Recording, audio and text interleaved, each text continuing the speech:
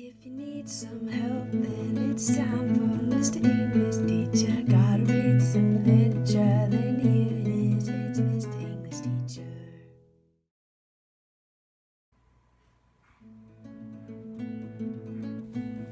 Hey, it's been a minute, or about 18 years, since I have produced a Mr. English Teacher video, but some close friends of mine have been sort of prompting me to maybe try it again, particularly to share some poems that might help buttress us all through these strange times. So, the first poem I want to do, or I want to share with you, I should say, is one I give my students almost immediately as we begin the school year. I make them write reluctant teenage poems called Where I'm From, which I know a lot of my peers do. George Ella Lyon's magnum opus by the same title sort of instructs them. But at this point, I have over 2 decades worth of compilations called Where We're From of my students who've shared with me little parts of their lives.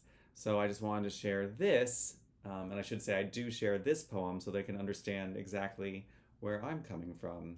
It's called Elegy for Jane, which is a bit of a bummer on this Wednesday or whatever day that you're watching. But it's a poem by Theodore Retke.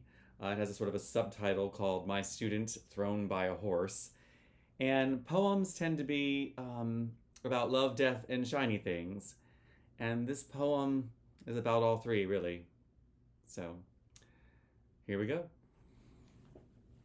Elegy for Jane, My Student Thrown by a Horse by Theodore Retke. I remember the neck curls, limp and damp as tendrils, and her quick look, a sidelong pickerel smile, and how, once startled into talk, the light syllables leaped for her, and she balanced in the delight of her thought. A wren happy, tail into the wind, her song trembling with the twigs and small branches. The shade sang with her. The leaves their whispers turned to kissing, and the mold sang in the bleached valleys under the rose. Oh, when she was sad, she cast herself down into such a pure depth, even a father could not find her. Scraping her cheek against straw, stirring the clearest water. My sparrow, you are not here, waiting like a fern, making a spiny shadow. The sides of wet stones cannot console me, nor the moss, wound or wound with the last light.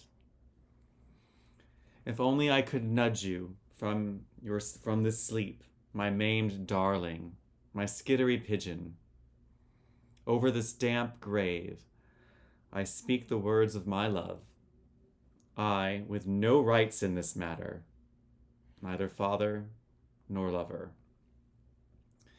So I'm still Mr. English Teacher, and I'm going to want to point out things all over the place, but I'm going to try to keep that limited to 2. But what I love about this particular poem in its first stanza, when it's discussing Jane and how she just brightened those spaces, and I don't want to say lit up a room because she'll end up on Netflix, but, oh no, she's already been thrown by a horse. I'm sorry, Jane. Too soon? Anyway, her song, trembling the twigs and small branches, the shade sang with her.